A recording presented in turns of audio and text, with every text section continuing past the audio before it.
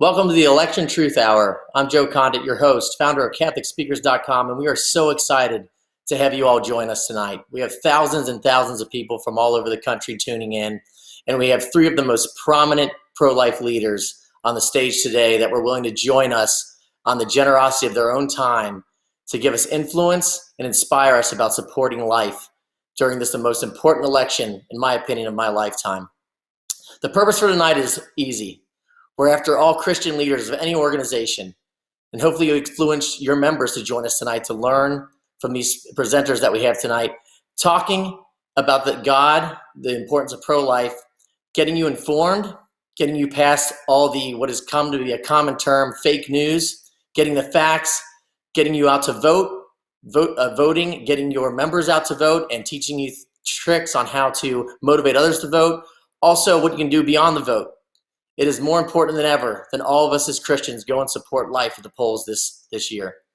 We are live, so please bear with us if we have any technical difficulties. It was my decision to go completely live, which makes it more exciting. I like to be a risk taker, but also gives you an opportunity of friends at home to ask questions live with our presenters, which there'll be a live question and answer after each session. So please make sure that you chat your name down below into the chat box where you can ask questions, which we will field and make sure that we answer as many as we possibly can. I want to thank our sponsors, CatholicSpeakers.com, InspireWord.com, and Charity Mobile. Big sponsor. We love them. If you don't are familiar with Charity Mobile, please visit them tonight. It's a pro-life cell phone company where they donate proceeds or a portion of your bill to your favorite pro-life charity. That's Charity Mobile. So definitely check them out. They've been supporting pro-life since '96 and have donated millions to pro-life charities. A disclaimer, we are all here tonight on our own accord as individuals. I'm here tonight as Joe Condit, as well as the presenters are here tonight as themselves, representing themselves. Why that is important is we're going to do everything we can and respect those that are joining tonight that are major leaders of 501c3s to make sure that they comply with the stipulations that they have to stay in line with. And we're happy and going to do our best to make sure we do so, to respect that. The table has been set. We have an open seat, and traditionally one of the most pro-life presidents that's ever been in place. Next, we have the man behind this, the man that called me and asked me if I could help him get his word out about what he has dedicated his life to. Many would say Father Frank Pavone is the godfather of fighting for pro-life. He's an incredible man. He lives and breathes this every day. If you are watching this, now is the time to grab every single person in your household, every single person that you within shouting distance, and get them in front of your screen, because we are about to embark on a jam-packed session with Father Frank Pavone, who's going to debunk all of the media bias, all of the media hypocrisies, and get down to the brass tacks of what it is to vote pro-life, vote your conscience, and do what God put us on this earth to do. Father Frank Pavone is the most prominent figure, in my opinion, and pretty much everyone would agree, in the fight for life. He's the national director for the Priests for Life, which is the ministry in Catholic America. He is the president of the National Pro-Life Religious Council and also the national pastoral director of the Silent No More awareness campaign, as well as Rachel's Vineyard. Father Frank Pavone, I will just hand the baton over to you. It is your stage. Thank you so much for being here. God bless you for all the work you've done and everyone you're about to inspire. Well, likewise to you, Joe, to both Joes that are behind CatholicSpeakers.com. I really want to encourage everybody to follow, support, and promote as much as you can CatholicSpeakers.com, because I knew that by reaching out to Joe Condit and Joe Higgins that this suggestion would bear fruit, that we wanted to get together with you. And I just thank all of you who are leaders of various groups, big and small. God bless you for what you're doing. Thank you, all the rest of you that are joining in, even if you're not leading a group. I know we have priests joining us tonight, and deacons and lay ministers. We wanted to come together with you for this time to give you practical things you can do for the next 4 weeks. The election day is 4 weeks from tonight. This is a very limited time that we have now. But brothers and sisters, in politics, 4 weeks actually is a long time. And in this remainder of this whole broadcast tonight, I'm going to give you inside information. I'm on briefings every single day with the Trump campaign and events with the RNC. I have lots of information to share with you, lots of resources.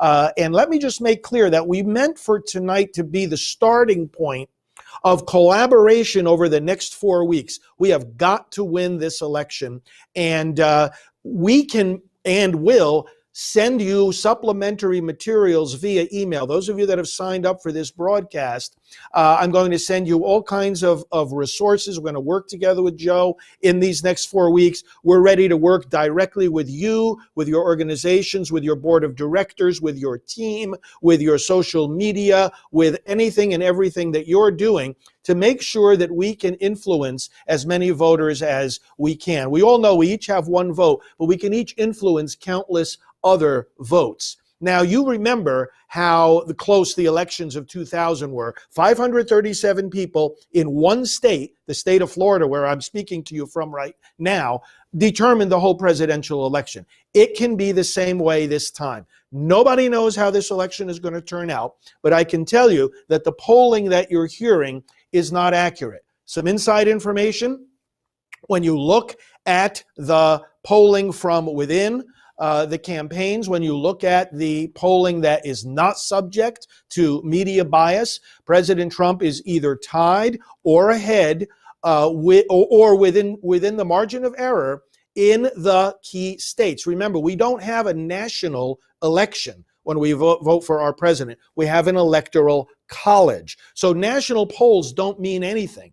Hillary Clinton won the popular vote. National polls don't tell you anything. Somebody can be, 10 points ahead in a national poll and lose the election completely because we don't vote by national vote.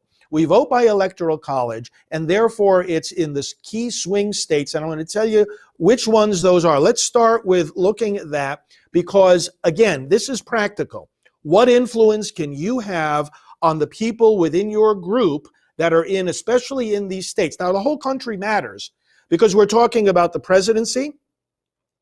We're talking about 1/3 of the United States Senate.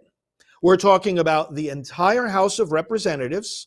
And we're talking about governors, state legislators, and then down the ticket from there, all kinds of local races. Do you know that there are about 100,000 races that comprise elections 2020? 100,000 races.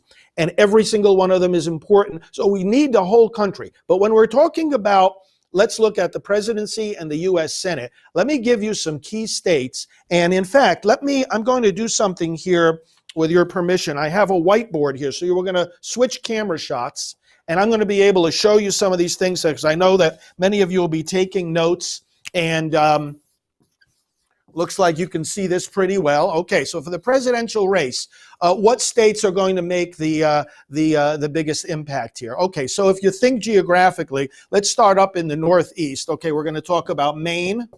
We're going to talk about New Hampshire. We're going to talk about coming down to the Southeast. We're going to talk about Florida, Georgia, North Carolina.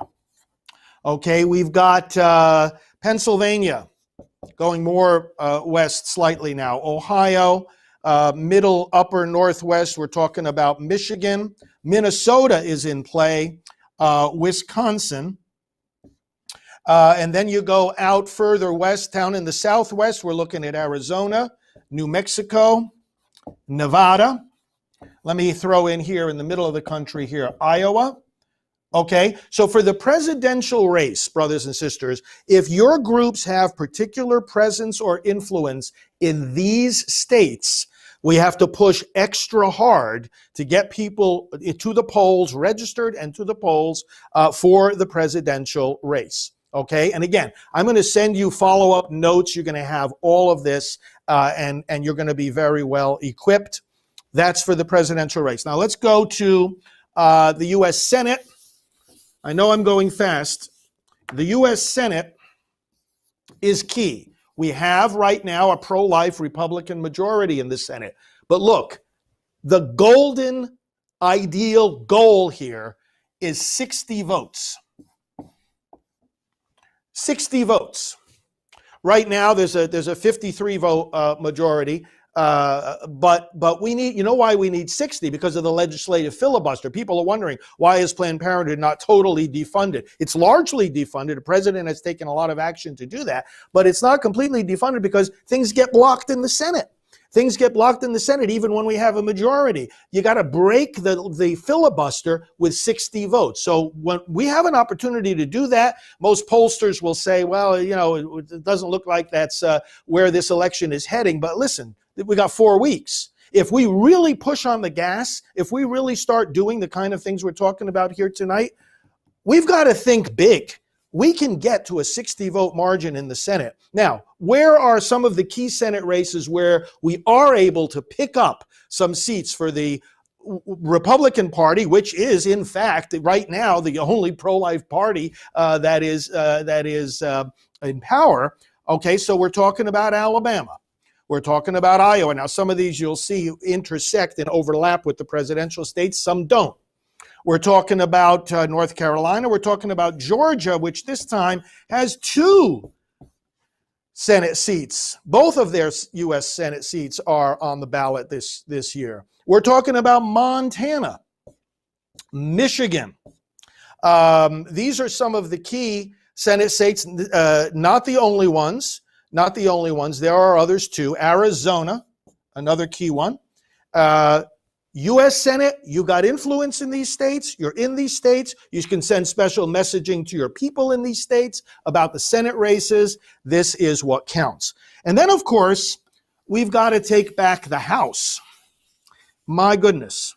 You talk about wondering why there isn't more, you know, not only pro-life legislation, but on all kinds of issues. Why isn't there more progress? The House of Representatives is key to win it back. And congressional districts all across the country, sometimes even in very blue states like California, New York, New Jersey, there's districts that are very, very movable here, and move them from a pro-abortion Democrat to a pro-life Republican position. And again, a lot more detail, of course, we would have to go into here. I won't go congressional district by district. But just to say, let's not forget about the importance of the House. And this is one of the reasons why, again, the whole country matters. Now, President Trump won in 2016 in what many said was a miraculous election. It was certainly historic. Nobody was, certainly in the mainstream political analysis expecting this victory to happen. Do you know what happened? Do you know why the polls were so wrong? Because polls, if they're good, which a lot of them aren't because they just ask opinions of, adults across America. Well, that doesn't mean anything for the outcome of an election. Even if they ask just registered voters, plenty of registered voters don't vote. Or if they ask likely voters, you have to ask who a poll is asking. You ask likely voters, then you got to now you're getting a little bit closer to the truth, but your sampling has to mimic the actual population. If you oversample, in other words, ask more Democrats proportionally to the Republicans that you're asking the poll question to, and you oversample the Democrats vis-a-vis how they are proportionately in the overall electorate, then the Democrats going to be ahead when they're not really ahead. So this is why a lot of the polls are wrong. But even when you get the best poll sampling the likely voters, do you know why they were so wrong in 2016 and why a lot of them are wrong right now? Very simple reason. President Trump attracted the unlikely voters. And that was the difference. There were 6 million voters who came out in 2016 to vote for the president who either had never voted before or hadn't voted in a decade or more. Think about that for a moment. And in Michigan, in Pennsylvania, in Wisconsin, the president won by very small margins. And when you put those numbers together, well, it was less than 100,000. So these 6 million people brought him over the finish line. These were the unlikely voters. And let me explain to you why he attracted them. And this is one of the reasons why, people ask me, well, how come you're such a supporter of President Trump? Or they'll say, how can you be such a supporter of the president? Let me explain to you the philosophy of Phyllis Schlafly. And many of you know who she was. Catholic woman, one of the founders of the conservative movement in this country. She's since gone home to the Lord, but I was privileged to know her and strategize and work with her for a number of years. And Phyllis was one of the early endorsers of President Trump. And you know what she said?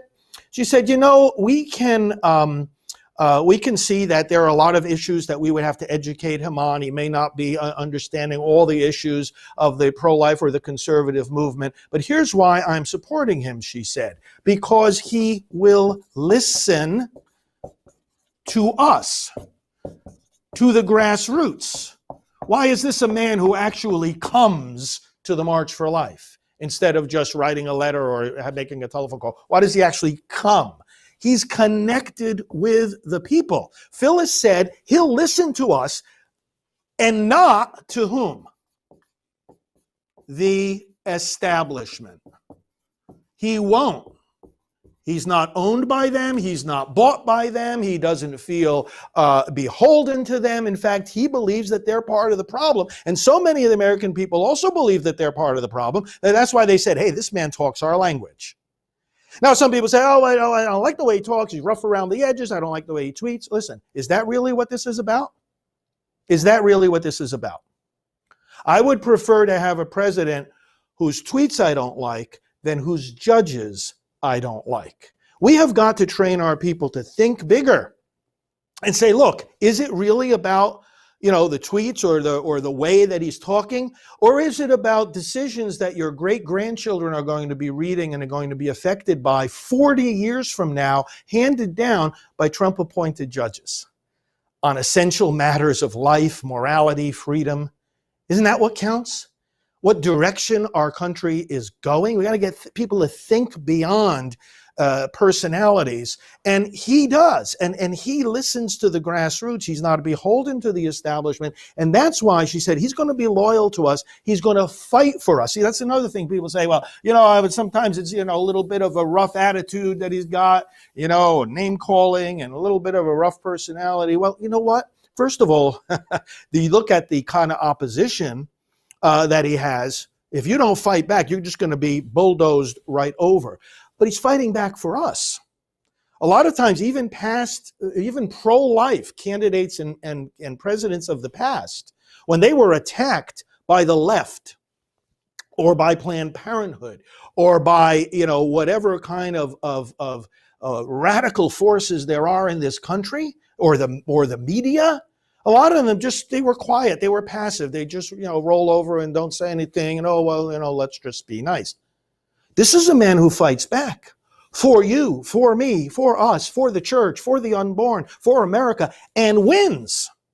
So I'll take a little bit of roughness in the personality along with that, because our strengths are our weaknesses, right? And this is the fighting spirit that he demonstrates. This year, we can expect more people voting than ever before. 2016 broke a record. There were 136 million people that voted. This year, we can expect 160 million, maybe even more, because the intensity now is so strong in this country about this election that I think this was one of the predictions I heard from political experts, but I wouldn't be surprised if it goes even above that. Tragedy is that so many who are registered don't vote. Now, I'm talking about in the tens of millions. And a lot of these people, the reason we wanted to gather you together here tonight is that a lot of these people who aren't voting are people that listen to you.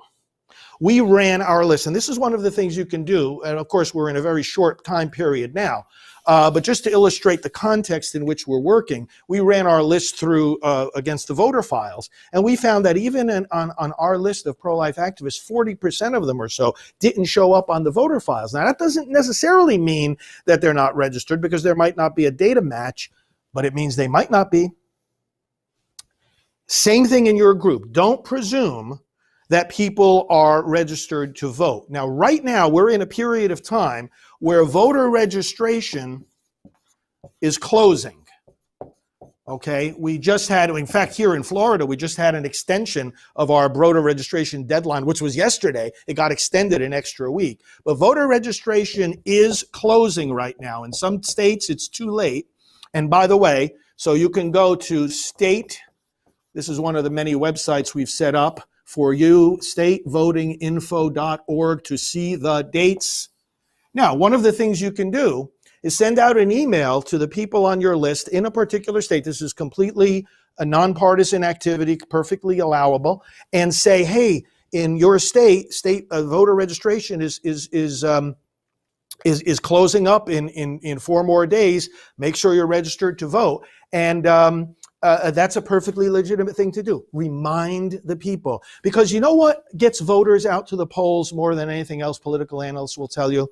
That somebody that they trust said something to them. Somebody that they know and trust. And if you run an organization or a ministry and you've got people following you, they know you, they trust you. If they hear it from you, it's not the same as if they hear it from a candidate or a campaign or a political party. They may indeed hear it from those sources, but when they hear it from you, hey, it's important to register, it's important to get out and vote, that's what will get them off the dime and actually into the game. So voter registration is closing, and at the same time, now some states have it right up until Election Day, but again, you have to check your individual state. Other things that's happening right now is early voting is starting. Do you know that over 8 million people have already either cast their vote in this election or have had the opportunity to do so probably by now, more like 10 million? Early voting the election's already underway. There's not an election day anymore. It's election season. So right now, again, at this same place, you'll see whether early voting has started in your state. You may well know that already, or you can simply check your state election website, the links to which are also on this site. Early voting is underway. So now's the time. One of the practical things we may want to do is group voting. Now, what I mean by that is make it fun, make it encouraging, make it easy. You know, the places where you go for early voting, if your state has in-person early voting, are different very often than the usual polling place. Research it, find out, offer to bring people to the polls together, make a day out of it. You know, have lunch together and then go vote together. It can encourage people, especially if you do that on election day. You know, a lot of people, it makes it easier to wait in a long line if you're there with friends and fellow pro-lifers, and see what you can do anything we could do to encourage, and it makes people easier to get to the polls, and they don't have to worry about finding parking if you carpool. Doing these things together is a very helpful way of getting this done. This year, we have to worry about voter fraud. There's a lot of nonsense going on. And one of the things, therefore, is that if you request a ballot and you mail it in, okay, fine. You request it, you sign it, you tell them, hey, this is me. You've got the right person here. But verify your ballot. Once you mail it in, give us some time, and then check with your Board of Elections and make sure your vote got counted. And if they can't verify that it has been counted, then you can go and see what the rules are in your state. But often you can go and you can cast a provisional ballot that says, hey, in case my mail-in ballot was lost somehow, I want to make absolutely sure my vote counts. And you can go in and you can do it that way. Now, let me go back to the chair here and give you the next few things I want to say here. All right, so this gives you a lot of introductory information. Now, look.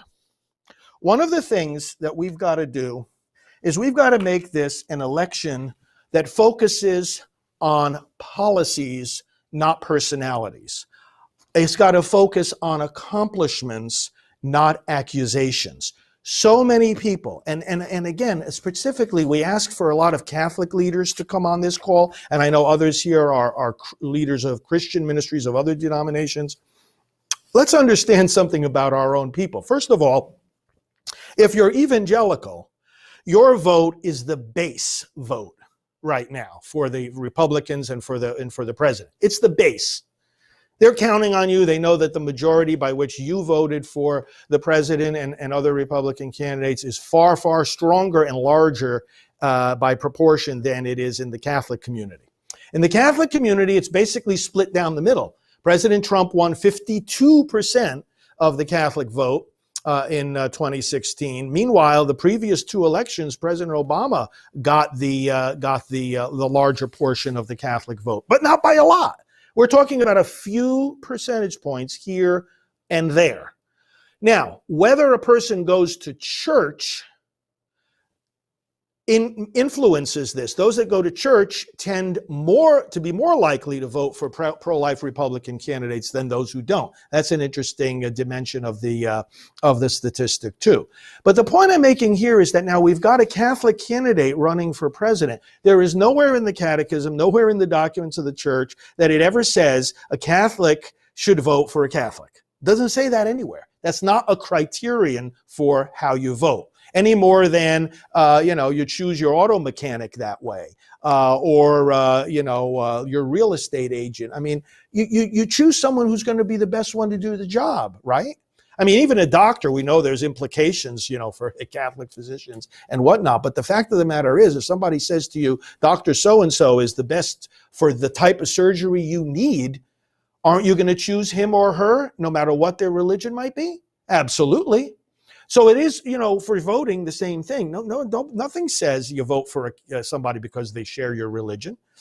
In fact, the Constitution says just the opposite. There's no religious test for public office. No, the question has to be, can the person do the job? Now, I want to read for you here a list of accomplishments. I want to mention another website, prolifepresident.com. That's another. I want to ask you to do something, brothers and sisters.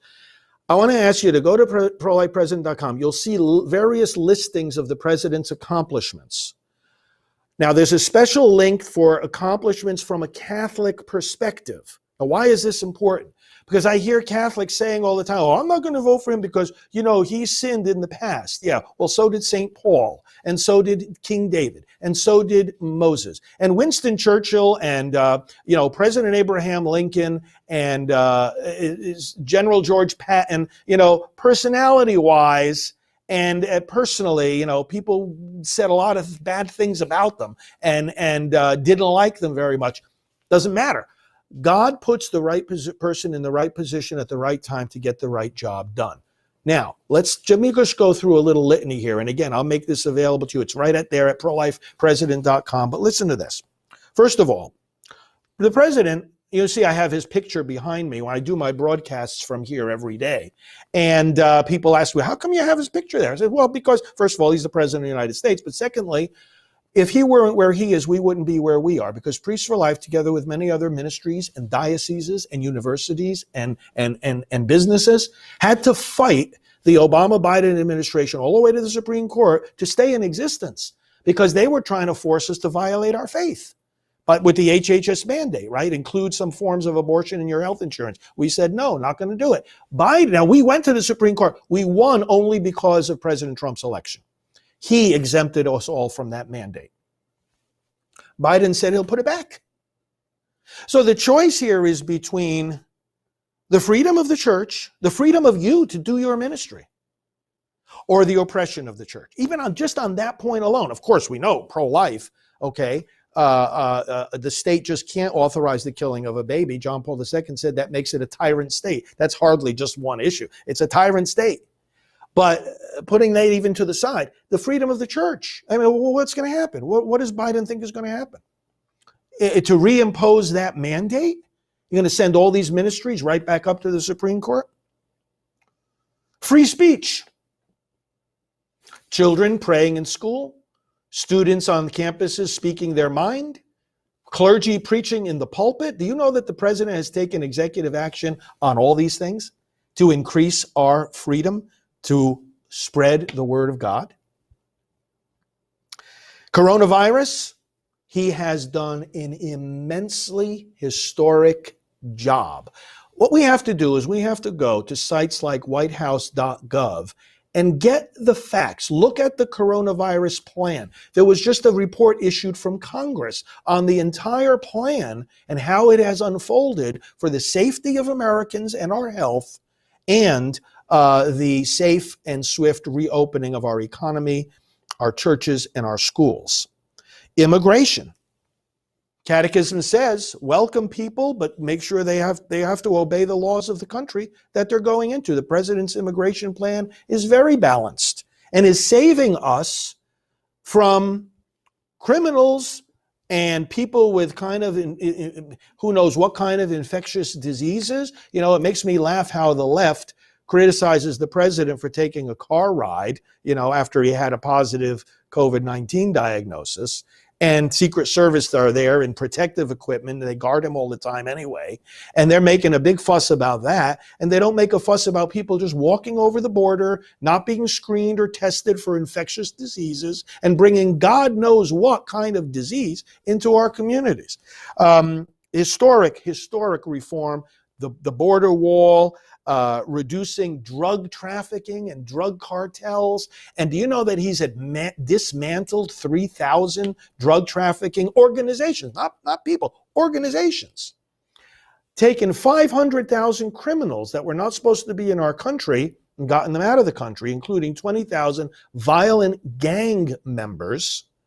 I mean, you talk about Catholic values, Christian values. It's ridiculous to say, oh, well, he committed a sin 20 years ago. And compare that to, he's actually doing more now than any other president has done to keep our families safe from violent criminals who couldn't care less about what's a sin and what's not. They're vicious, violent people that he has, the numbers don't lie. People can look this up, go to the original sources. In fact, on that website there, prolifepresident.com, we've got the links. So again, in these conversations with people, take them beyond personalities, go to the policies. Lowest poverty level set in 17 years, more people lifted out of poverty, median household income raised under this president, more than under the previous two administrations. Human trafficking. The administration has done more on human trafficking than any other president. We know that's of great concern to the Holy Father and to the rest of the church. Look what he's done with Israel. Historic peace accord that hasn't been done in 25 years. Getting rid of the world's top 2 terrorists who are plotting violence against you and your families and churches and mine. And destroying the ISIS caliphate completely, 100%. Under Obama, Biden, nothing happened with that. ISIS is gone. It's gone. They don't have anything. They don't have as much as a square foot of property. The judges, over 230 federal judges that are going to uphold our religious freedom and the right to life. Not only the strongest economy, but the most inclusive economy. A plan to end HIV/AIDS epidemic within 10 years. More pro-life progress than ever before. Energy independence. I only remember growing up, as I'm sure many of you do, the Middle East, and we rely on them for the oil. No more. The VA. Look at how this president deals with fairness. The VA, there were 9,000 people that he made sure got fired from the Veterans Administration because they weren't doing their jobs the right way. They weren't treating the vets the right way. But there was a provision in place in the previous administration where they couldn't be fired.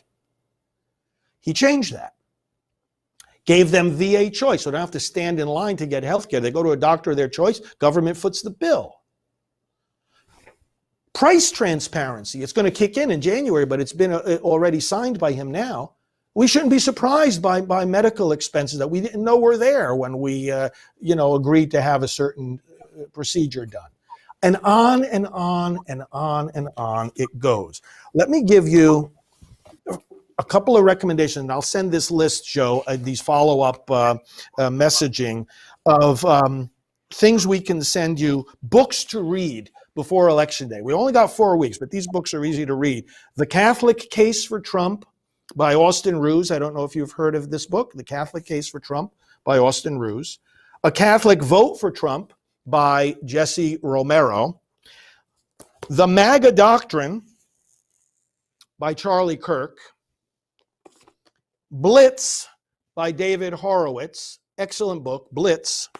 And For God and Country by Ralph Reed. These are just a few of the books that I really urge you and those that you are in contact with to obtain the prayer campaign, electionprayer.com, or we can send you prayer cards, the party comparison piece, nonpartisan. It can be used by C3 organizations and churches, comparing the positions of the two parties.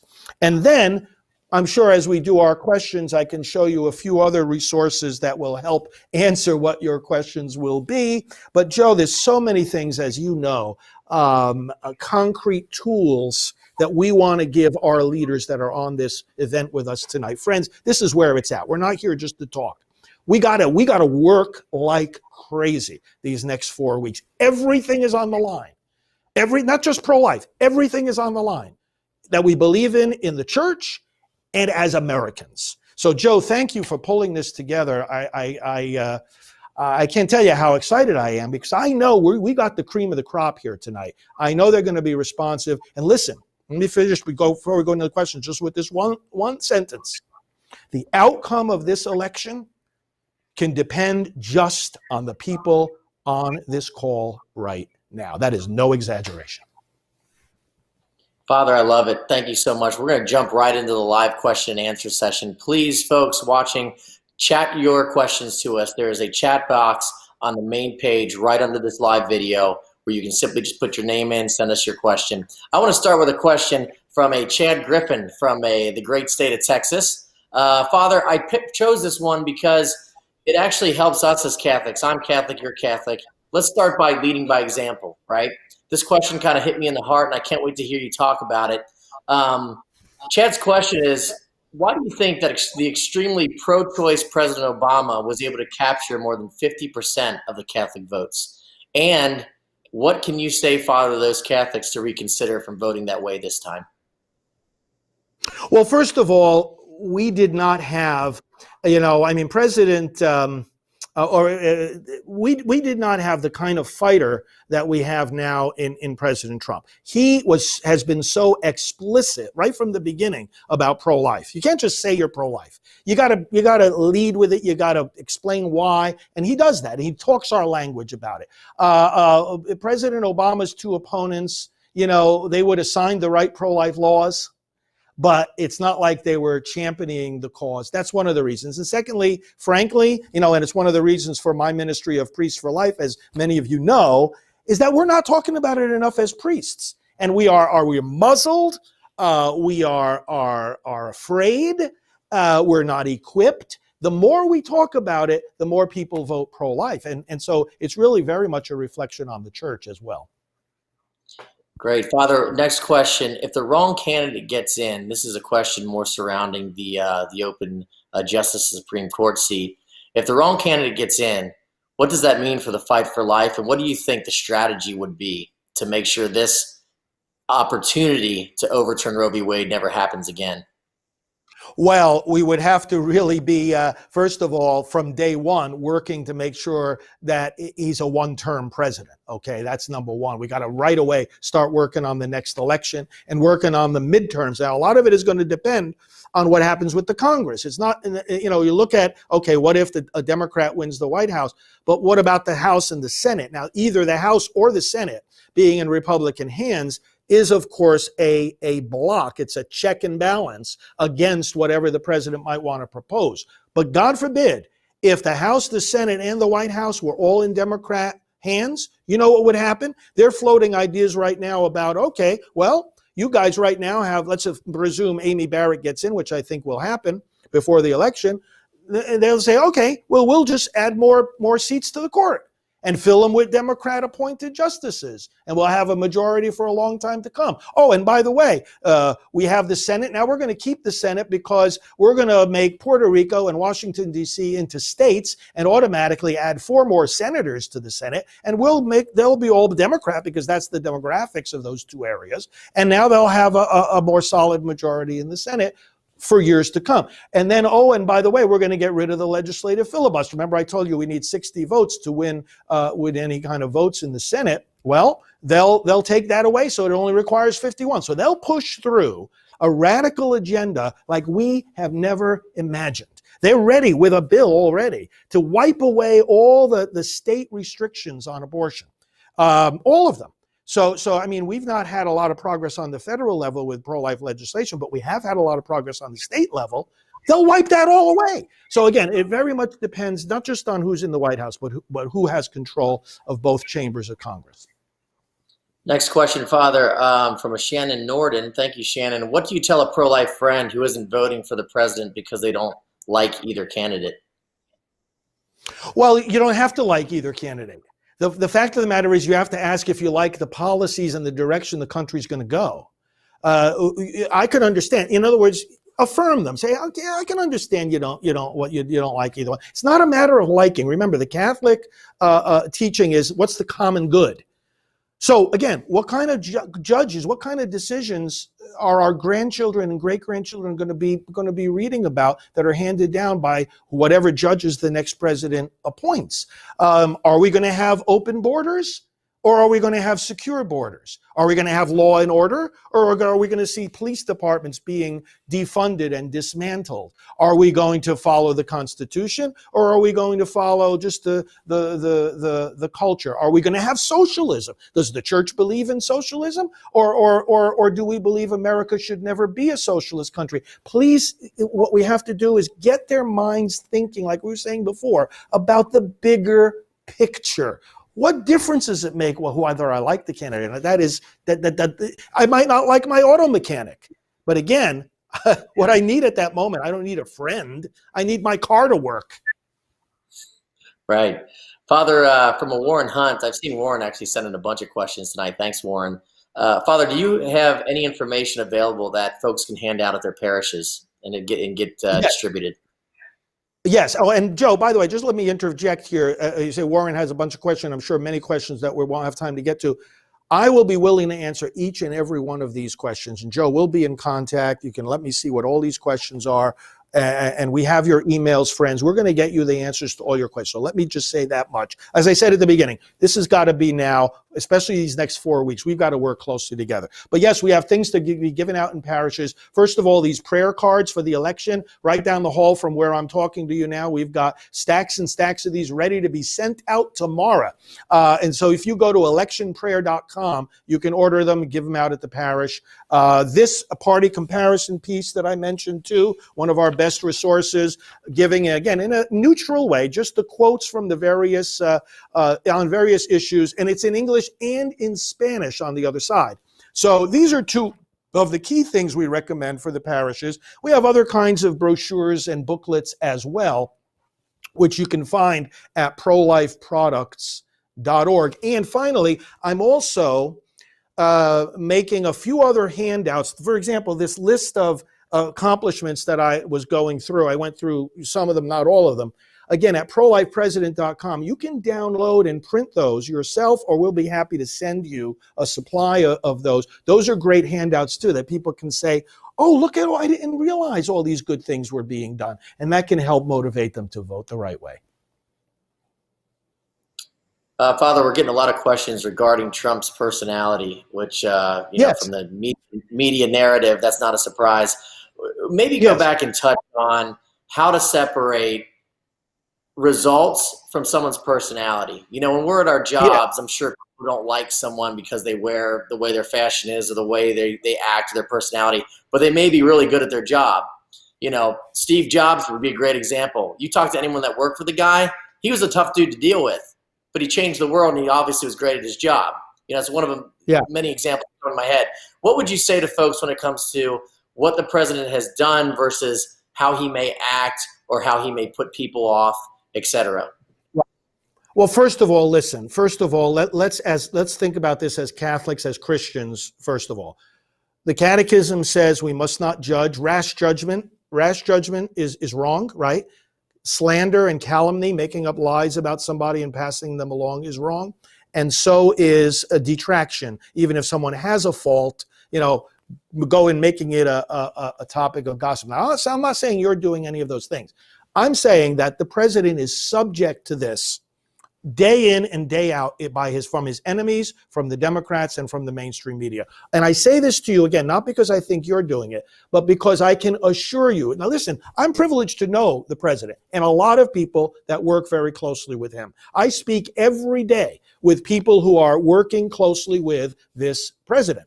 And I can assure you, and my own personal encounters with him have confirmed this, that the graciousness, the kindness, the humility of this man are terribly underestimated by the public, even by his supporters. This man is kind and generous. He goes out of his way. I was just talking, for example, today with one of his key campaign staffers, and he said, hey, you know, the president, I talked to him over the weekend, even while he was at Walter Reed, and, you know, here he is, you know, battling this virus and has got so much on his mind. And yet the first thing when I got on the phone with him to talk about the campaign was he was asking me about my children and how they were all doing and were they all safe, and not just asking in a perfunctory way, but going on and on about it. Someone I know from New York, a police officer who helped Donald Trump before he became a candidate, had a flat tire on the highway. Trump was so grateful. He said to the man, you know, how can I help you? He ended up paying his mortgage. His respect for women. I know women that work with him, and you know, he was in a situation where somebody was a woman came up that was so happy to meet him and so forth, and she said, oh, can I give you a hug? And you know, and he said, Melania said that would be okay, you know, and you know, there's that sense of gentlemanly virtue. Let me tell you something. If you listen to his speech and you say, oh, I don't know, I don't like how he said that. You know, first of all, you know, people talk about his personality. Ask them to be specific. What exactly is it that you object to? Oh, I don't like if he calls people names. Okay, but again, listen. Our weaknesses are our strengths. He knows how to fight back. Remember, people are attacking him, not because of anything personal to him. People are attacking him because they're attacking you and me, and our values, and our pro-life stance, and our church, and America. They're attacking us. He fights back. When you have a real fighting personality, there's an aggressiveness to that sometimes also spills over into, maybe I wouldn't have been so rough in the way I said. What matters more? That he gets the job done? He stands up. Look what he did with China. North Korea.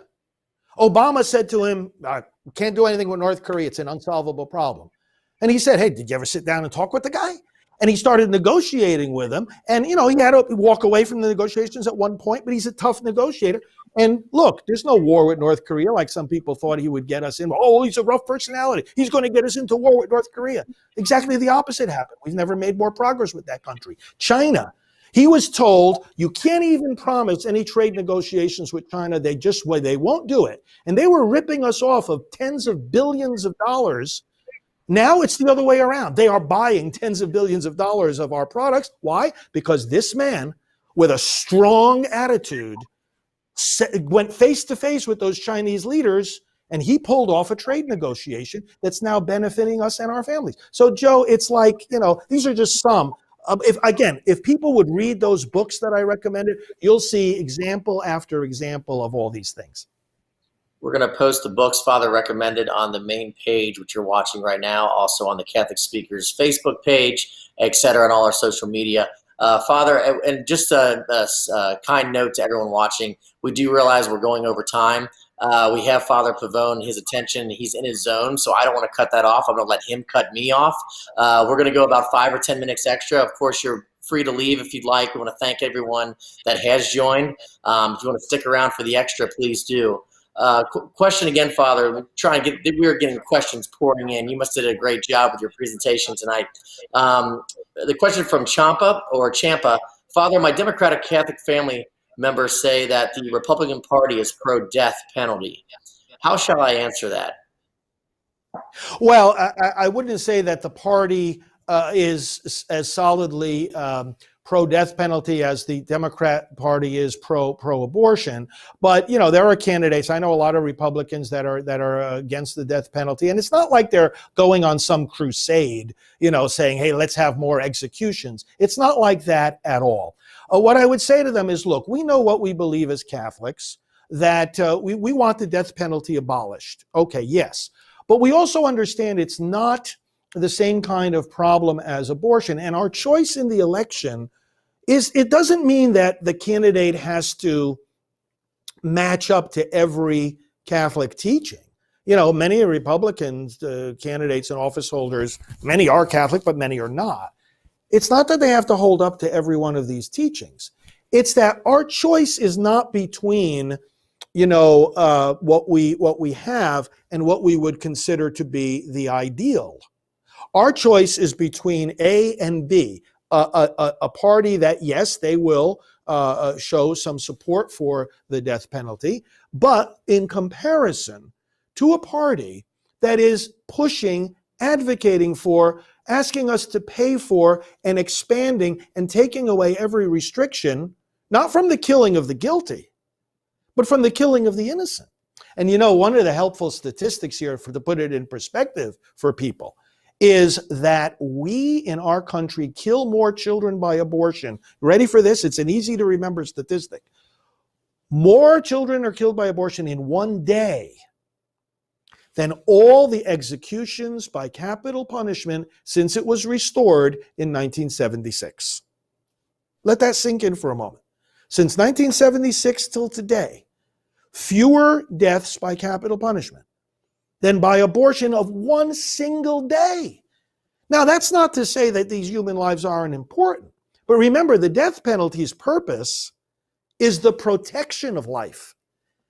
Now, the reason the church is saying that it should be abolished is that we have other ways of protecting the community from the criminal, violent criminal who's not reforming. We have other ways to protect the community from them. So why kill them?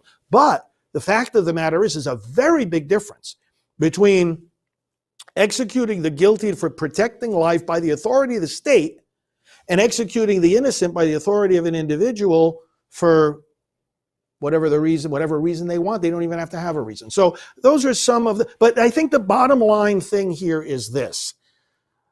I have to deal with the real choice in front of me, not comparing it to an ideal, but comparing it to the alternative, which is far worse.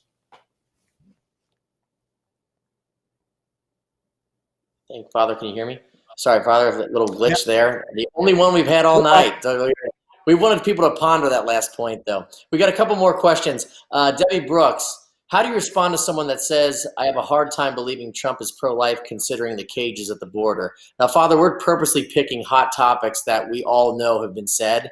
So we're going to start filtering out questions by hitting these topics that everyone has heard and want to get your opinion on that. So again, this is more if you want to go into the immigration issue, and then that question itself, the cages at the border that Trump puts kids in. I'm sure you've heard this a lot. How can he be pro-life? Yeah.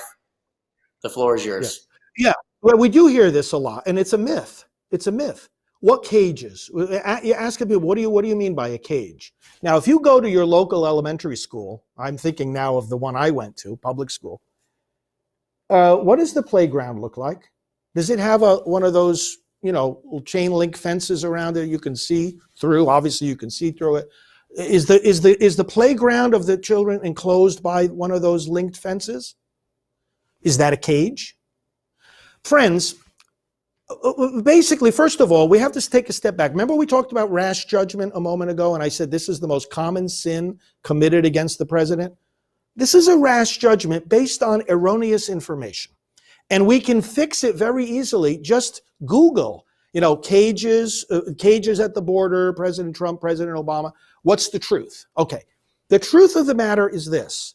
President Obama set up these facilities, first of all. It wasn't President Trump that started it. Obama did. But they're not cages. Cages, why are people using that word? That implies, your dog is in his cage, little confined space, he's not free to go out. Listen, the reality is we got children being brought across the border, often not with their families. And they come across And there's a provision that the Department of Health and Human Services needs to make provision for them, but within like 72 hours, what are you gonna do? Set them loose on the streets of El Paso? Well, you got to keep them safe, right? Okay, so where are you going to keep them safe? Well, the people who are in charge of the facilities that were built, there are these big rooms as big as this studio here that I'm in. And around at the perimeter of the room, there's fences that you can see through. Why? So first of all, so that the kids are separated from complete strangers. Otherwise, the accusation would be, oh, they're subjecting them to potential abuse. And secondly, so that the people guarding and taking care of the facility can see them. You can't put them in a room with walls. You got to be able to see what's going on. They're not cages. They're rooms that have these fences, and Obama set them up. So it is so completely unfair of people to talk this way about President Trump. Now, I'll be glad, Joe, when we send the follow-up information to our friends who are with us tonight, I'm going to send you some links to some articles that you can share with your friends and set them straight. And see, it's got to go back to fairness. It's like, look, are we talking about this because we heard it on MSNBC? Or are we talking about this in a way that we're informed by the facts? There have been hearings in the United States Congress about this. And the people in charge, the good people, these are good, decent people, many of them Catholics, who are taking care of these situations at the border. And they have the greatest respect and love for families, children, immigrants, as does the president. And I'm going to tell you, they are doing their best to take care of a very difficult situation. And when people complain, final point, Joe, I got to laugh to myself when people say, oh, they're separating children from their parents. Well, maybe the parents should have thought twice before breaking the law and trying to get into this country illegally. When we provide an open door to do it legally, and you break the law, there's going to be consequences. And since when if God forbid somebody commits a crime and the police have to come and arrest them, and they have children at home, since when does the child go with the parent who's under arrest and go with the police officer? So we got to look at these things in the bigger picture. Right, Father. Thank you. We have time for two more questions, and then we'll wrap up. One question from Jason Percival in the great state of Ohio. Father, he wants to know, what response would you recommend for those who call you racist for supporting the current president? The president is not a racist. I would first of all challenge them to show us one policy or one thing he has done or thing he has said that shows he's a racist. You can remind them, Alveda King, the niece of Martin Luther King Jr., she knows what racism is when she sees it. She's part of our team here at Priests for Life, a very strong supporter of President Trump, and very, very angry that they use this term racist. Listen, all the past Republican candidates and presidents, they've been called racist. Donald Trump was never considered a racist or called one until he became a Republican candidate. It's a tactic of the other side. They call us racist for being pro-life. You've heard that if you go on a pro-life demonstration, you'll hear the chants, if there's pro-abortion demonstrators there, calling you and me racist. Well, they have absolutely no evidence. There's a website. Let me go to the board here again, and we'll switch the camera view. There's a website I want to refer you to. Still Not Racist. .com. There's a couple of videos that you'll see there showing the president, and how you can counteract this. And by the way, look what he's done. If he's a racist, he's one of the worst people at being able to do that than we've ever seen. What he's done for the black community is incredible. He just released the Platinum Plan. Take a look at it.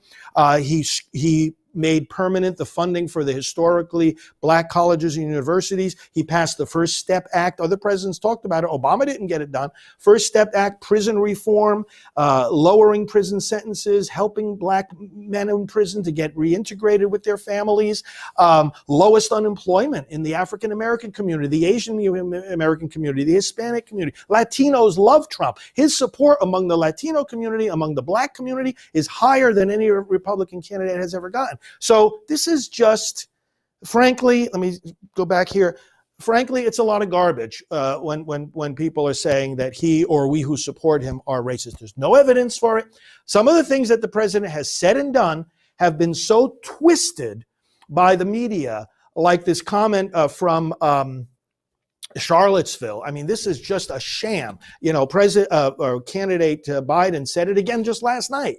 He said there were good people on both sides. No, the president has condemned white supremacists. And what he was talking about when the Charlottesville riots were going on back at the beginning of his term, and he said there's good people on both sides, he was referring to the peaceful protesters. This was in, the controversy over the statue of Robert E. Lee. He was talking about the peaceful protesters as good people on both sides. A good person recognizes when there's good people on both sides, but he condemned, and has always condemned, racism, both in word and in action. Father, thank you so much. We got our final question here, and I want everyone to know we've probably received I don't know how many questions from all the various platforms, but we'll try and answer and get an answer from Father for everyone. We'll post them on the website, our social media. You'll get access to all the books he recommended, and as well as the links. Father, if you could close out on again emphasizing why this election is probably one of the most important of our lifetime when it comes to fighting for life with the open Justice Supreme Court seat. But also, it was interesting with all the questions coming in. We're going to paraphrase this. For the first time, at least that I can remember, both candidates have already showed their hand when it comes to pro-life. We have 4 years of Trump and 8 years of Biden. So how would you recommend for Catholics to separate the wheat from the shaft when both candidates are claiming to be Christian or Christian Catholic? Not those who say, Lord, Lord, will enter the kingdom of heaven, but only those who do the will of my heavenly Father. And there are so many other scriptures, as my friends, you all know, as good followers of the Lord Jesus, that, the Lord looks at deeds, not at words. The deeds are what matter. And under Biden, and both by the deeds and also by his promises, abortion without limit. He made it clear again last night in the town hall that he did. No limits. Kamala Harris is even worse. And because she's the most liberal member of the Senate, not by opinion, but by GovTrack. GovTrack is by objective criteria, how they vote, how they sponsor things. It gives them a rating, ideological rating. She's to the left of Bernie Sanders and Elizabeth Warren. Pro-abortion to the max. Look, the point is, again, go back to the accomplishments, number one. So prolifepresident.com, you'll see the list of accomplishments. We've got to get people looking at the track record. I'd like to see the list of Biden's accomplishments. I haven't seen it. It ought to be 10 times longer than that of President Trump because he's been in federal office 10 times longer. But the list isn't there. Second thing is, I know that many of you are on Twitter and Instagram. There's an account I want to invite you to follow, Team Trump. Now, the reason I want you to follow that account is that all of these excellent questions, because we're all going to get in these next 4 weeks, more of these slings and arrows, and they're attacks on us. The attacks on Trump are attacks on us. They know that he stands for our values, right? We got to be able to answer them. And if you want to know the facts, you'll get little quick videos. You'll see responses to things like the charge of racism and this and that and the other thing. Team Trump. Follow that on Twitter. Follow that on Instagram. And then on Facebook, it's Official Team Trump. That's the address on Facebook. Official Team Trump. You will be connected and you will be empowered, because I want to bring this right back to the main point. We can have theoretical conversations all day long. But right now, my friends, people are voting right now. We need you to get these messages to your groups. If you head up a group, the purpose of us bringing you together tonight was to equip and motivate you starting right now. No, can't wait till next week. Starting right now. Send messaging out to your groups. We'll send you sample emails. You can share these tweets and things you see on Team Trump. And get people out to the polls. This is the urgent thing. What's counted on election night is not opinions. It's not the number of dollars that were raised. It's not the answers to the opinion polls. Only one thing is counted on election night, and that's votes. Votes that are actually cast. That's the whole ball game right there.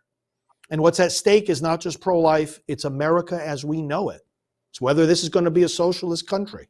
And so you can make the difference right now. It's no exaggeration. Those of us that came together tonight, and thank you, Joe, again for agreeing to do this, I'm utterly convinced the whole outcome of this election can be in the hands of just those that are listening right now. So please, the main thing here is every single day between now and election day, put aside as much as you can put off until after election day. I've done this in my own schedule. Everything is being put off till November 4th. Now, people are different in what they're able to do, but every hour that you can possibly give to reaching others, starting, remember, with those who know you and trust you. If you lead a ministry, those are people are listening to you. We've got to mobilize these voters. We've got to do it now. It's a numbers game. We're running against the clock. And this is the most, Joe, as you said, consequential election in our history for pro-life, for the freedom of the church, and for America as we know it. Father Frank Pavone, God bless you for all the work you do over there at Priests for Life. Thank you for being with us tonight, and thank you for being the catalyst to get this started. And it was an honor for us to host this forum tonight and allow you to have a platform to tell and inform everyone. We've all learned so much. God bless you, and thanks for your time. God bless. May I give a blessing for everybody? Absolutely. Or actually, if you would say a prayer for everyone on here. Let's do that. Okay, Lord, thank you for these ministries. Thank you for those on this call tonight who are priests and deacons. We honor them. We reverence their vocation. Thank you for Joe and for the CatholicSpeakers.com. Thank you for all the speakers associated with that network who have joined us tonight, Lord, that they may have words in these coming weeks to inspire their audiences to participate in this election. Lord, that the clergy may have words to preach to help with this election. And Lord, that you would bless each of us to give what we can give and have the influence we can have. But Lord, above all, we want to ask for your protection on our families. Lord, bless all those on here who are parents. Bless all of our work. Lord, bless all of our problems that they may be solved by the grace of your Spirit, and bless all of us moving forward. Give us your peace, give us your joy as we do your work, and give us your blessing. May Almighty God bless you all, the Father, the Son, and the Holy Spirit. Amen.